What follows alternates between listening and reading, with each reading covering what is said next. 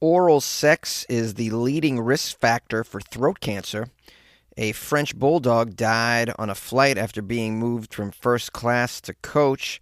And Goldfish Crackers are changing their name to Chilean sea bass crackers. These are the weird stories on Weird AF News, the only daily weird news podcast. I'm the host, Jonesy. I'm here for you. Let's go. Oral sex is now the leading risk factor for throat cancer. Oh, can we not have anything anymore? We can't even have oral sex. Does everything have to murder us? It just seems like that's what's going on in the world. In the world. Don't leave your house. Everything will kill you. Well, listen, I'm gonna read the article and get the data, but it's gonna take a lot to convince me not to have oral sex again for the rest of my life. It is one of my favorite things in the world. Millions of peaches, peaches for me. Over the past 2 decades, it says there's been a rapid increase in throat cancer in the West to the extent that some have called it actually an epidemic. This is the first I've heard of it. It says this has been due to a large rise in a specific kind of throat cancer called oropharyngeal, ornopharyngeal, ornopharyngeal. Okay. It's the area of the tonsils in the back of the throat. The main cause of this cancer is human papillomavirus, also known as HPV, which are also the main cause of cancer to the cervix, if you don't know. But this kind of throat cancer has become more common than cervical cancer in the U.S. and the U.K. And it's all because of the HPV. I thought don't we all have HPV? It seems like we all have HPV. Okay, in case you don't know how you get HPV, it's sexually transmitted. And for the oropharyngeal cancer, that throat kind of cancer, the main risk factor is the number of lifetime sexual partners, especially oral sex. Those with 6 or more lifetime oral sex partners are 8.5 times more likely to develop oropharyngeal throat cancer than those who do not practice oral sex. 6 in a lifetime, that's a very small number. I thought it was going to, it's like more like 6 in a weekend. You should run the risk. Wow, this is really no bueno here, man, because everybody's got 6. I mean, most of us have 6, I would say. The people that listen to my podcast have way more than 6 lifetime oral sex partners because they're super cool. Now, the article talks about HPV vaccination of young girls, which has been implemented in many countries to prevent the cervical cancer situation that they become exposed to. There is now increasing, albeit indirect, evidence that it may also be effective in preventing HPV infection in the mouth as well. Okay, that's helpful to know. That way we don't get this throat cancer from the oral fun times, from the old cunnilingus, the old cunnilingus and the eating the peaches, this kind of thing. This article says boys should have the HPV vaccine as well, though. And several countries, including the UK, Australia, and the US, have extended their national recommendations for HPV vaccination to include young boys. It's called a gender-neutral vaccination policy. Vaccines in the US, man, that is one of the real just bifurcation points, I would say. Yeah, people get very upset on each side of the vaccinations.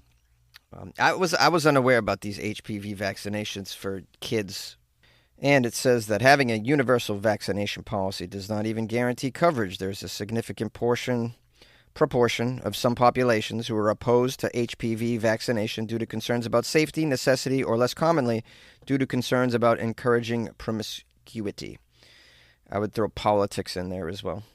So it's not a quick fix either. You can't just, go get the vaccine and then do your alphabet on your partner. You guys know that maneuver, right? You say the alphabet on her. Get him.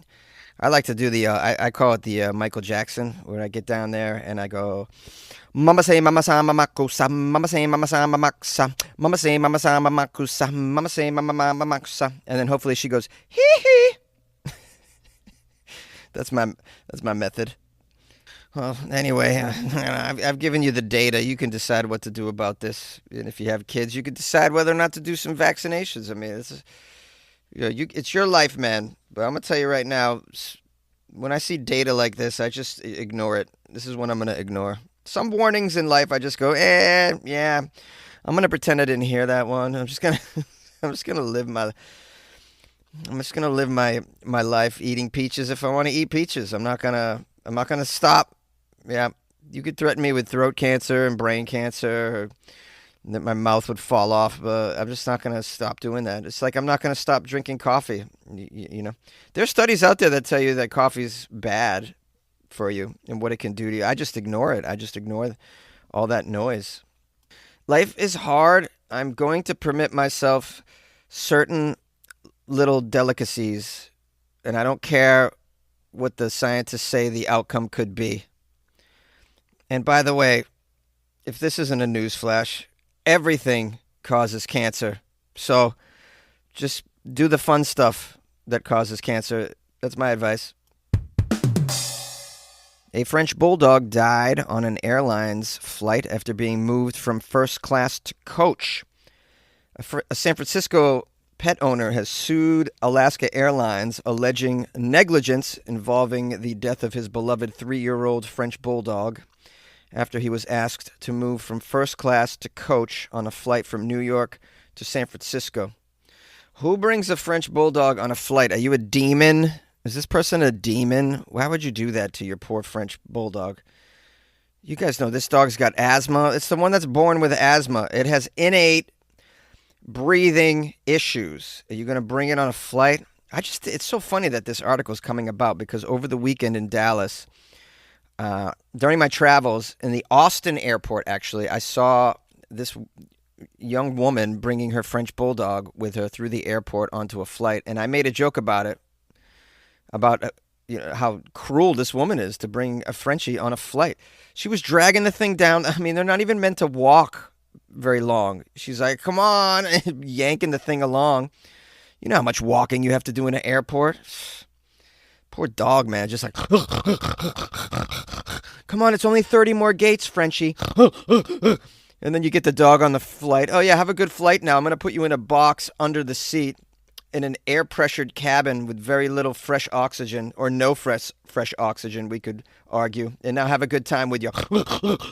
I mean, you have got to be a cruel bitch to do that, in my opinion. And, of course, all of the things I was thinking now has manifested itself in this article that I just came across this morning about the man suing the airlines. I don't think this guy has a case, man. I think you're a bad pet owner if you bring your Frenchie onto a plane. It says Michael Contillo claimed he specifically purchased a first-class ticket to give his pup Ash more space and to keep him around fewer people on his flight.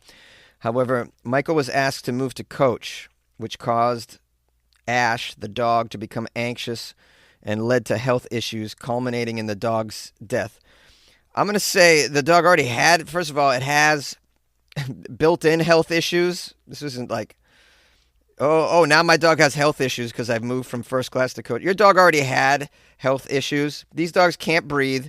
They can barely move. They can't procreate, but everybody wants them because they got squishy faces and they look good on the gram. Oftentimes you'll see a French Bulldog in a baby carriage. You know why that is? Because the dog can't get up the stairs. The dog can't move. All right, so this guy, Michael, is seeking some restitution. Why did he have to move from first class to coach, though? It doesn't say. Did he do something wrong? Did the dog blow a snot rocket on the ankle of a nearby passenger? Those dogs blow snot rockets, bro. You don't want to be walking next to a Frenchie. They blow snot rockets all over your ankles, man. On your exposed toes in the flip-flops. They blow snot rockets on their owner's Crocs. You know that. Well, that's a very funny part of the podcast right there. I'm gonna cherish that quote. Anyways, Michael, this POS, is filing a lawsuit against Alaska Airlines for breach of contract, negligence, negligent hiring and supervision, negligent infliction of emotional distress. Of course, you can't.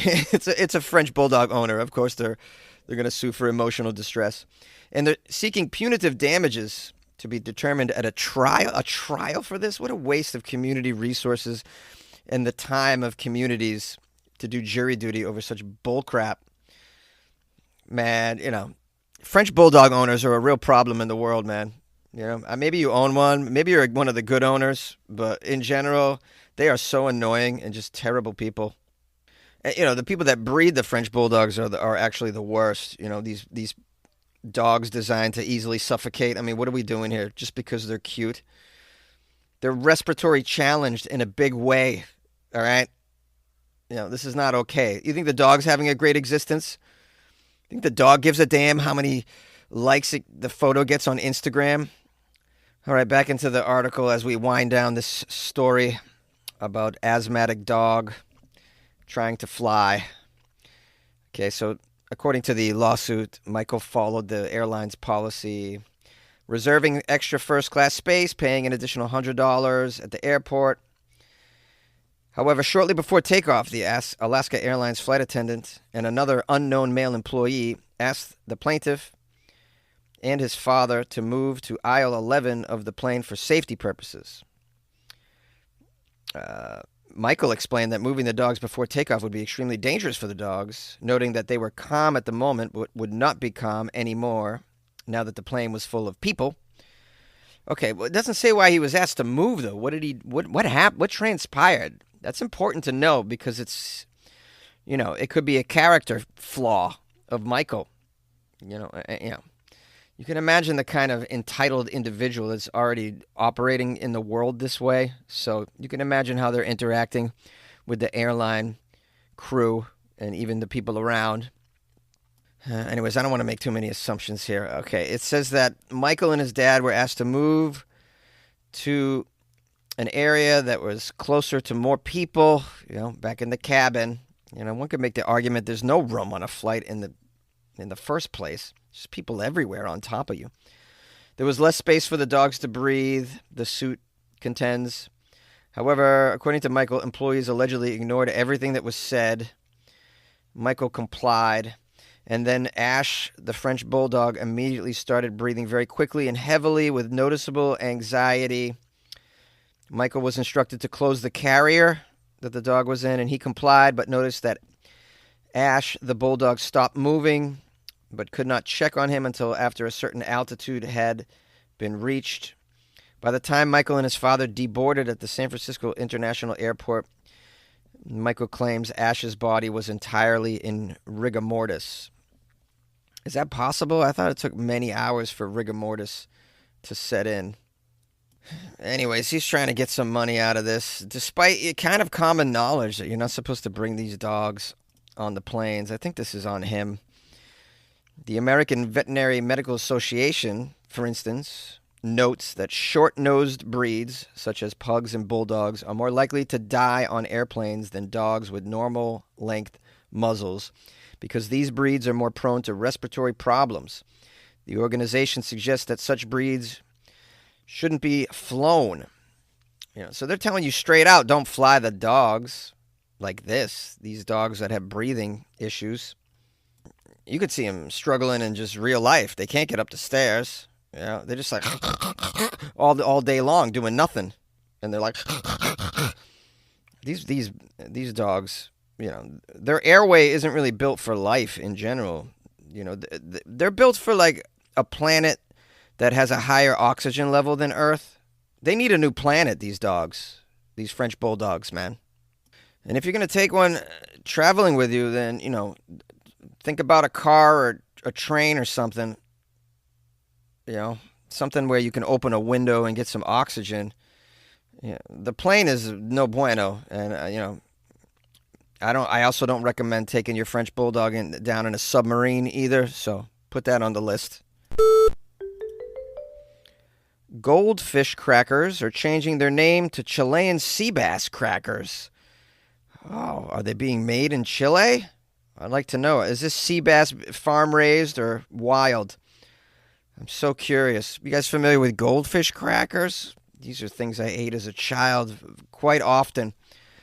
They were one of my favorite snacks. They really remind me of my childhood. I mean, my couch cushions at home were filled with Goldfish Crackers. Yeah, more than any other snack in the couch cushions was Goldfish Crackers. And Swedish fish were probably in there as well. A lot of fish snacks, I suppose, looking back on it. Goldfish crackers, Swedish fish. We have Goldfish Crackers. This company, they say, is synonymous with hungry children, but the company is betting that a sophisticated name change could expand their audience. The Pepperidge Farm snack brand is tweaking its name for a limited time to Chilean sea bass. They're saying this is a more grown-up title. It's part of a strategy to attract adults and reestablish its relevance amid a broader decline in snacking following a pandemic peak. Well, I'm not sure this is going to work to get adults to eat your little fishy snacks, but it's a nice try. I appreciate it. You know, this is kind of like funny marketing, weird marketing, that the kind that I enjoy. You know, when you get a little quirky with it. You know, it's definitely better than that disingenuine marketing that just panders to some like woke movement in the culture. You know, keep your politics out of my snacks, bro, is what I'm saying. All right. I don't need to go to the store and see, oh, genocide crackers. Oh, okay, all right. You know. Did he just say genocide crackers? Yeah, I did, and I'm probably going to get canceled out of this closet. All right, back into the details of this. So, the rebranding as a popular seafood menu item doesn't mean the appearance or the recipe of the goldfish snacks are changing. Goldfish explained in a press release that the much more adult name is to reinforce the goldfish crackers are not just for children, pointing to the growth of trends popularized by Gen Z and millennials on TikTok, such as making girl dinners. I don't know what that is. Here's a quote from the vice president of Goldfish. Oh, wouldn't it be cool to be the vice president of Goldfish Crackers? We know goldfish are a lunchbox icon, but the truth is they're loved by snackers of all ages. So as a playful reminder, we went ahead and gave our iconic cheddar cracker a new, fun, grown-up name. How about that? It's a Chilean sea bass. I don't know where they came up with that one. I guess they're just trying to get quirky and weird. It sounds better than flounder crackers. You know, flounder, that doesn't sound tasty at all. Or like it's better than a swordfish cracker. You know, you don't want it to rebrand swordfish crackers and have a sharp, pointy nose impale your face when you're eating the cracker. You don't want the puffer fish crackers, where if you don't prepare them properly, you're poisoned and you die. No, this is nice. The Chilean sea bass vibes. Now, before you get too excited, you can't get these on the shelves. They're not going to be in stores. They are being sold online only, and it started yesterday, and it's just for 1 week. So Wednesday to Wednesday. Okay, now for a little goldfish cracker trivia. What year did Pepperidge Farm launch the goldfish crackers in the United States? Was it A, 1982, B, 1976, C, 1962, or D, 1954? If you said C, 1962, you would be correct, you cute little goldfish. Give me that cheddar. I wish I had some cheddar to give you as a prize. A little history about it. They launched Goldfish in the United States in 1962. Initially, it was aimed at adults as a bar snack. So it was on bars initially. Funny now, they're trying to, it's come full circle.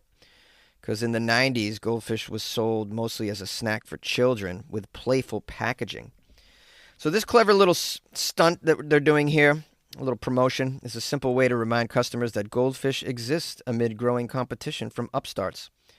Yeah, I got to be honest, it brought Goldfish back to my mind. I kind of forgot that they existed. I haven't seen them in a long time. I haven't forgotten about Cheez-Its because I still see them often in my travels. And I'll occasionally dive into some Cheez-Its here and there. Not a box. I'm not a maniac. I'm not going to go buy a whole box and eat it myself. Back in the day, that would have been me. I'll just buy a tiny little bag, get my little dose. I would do that with Goldfish, too. I like some of those classic flavors. The pizza. I like the white cheddar. The salt and vinegar is really good. I don't know if they still make that one. Now, it says here in the article, Goldfish has been capitalizing on its well-known name with more adult-appeasing varieties, including a potato chip version called Crisps, spicier flavors featuring Old Bay and Frank's Red Hot sauce, and a larger-size brand called Megabytes. Wow, I want to try this Frank's Red Hot sauce one. That's going to be a good goldfish cracker right there. Ooh, something fell. Oh, I'm recording in a closet, don't you?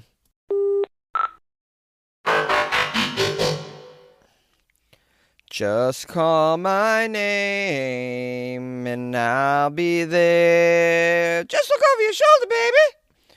Hi, everybody. Hi, my friends. Just want to let you know I'm here for you.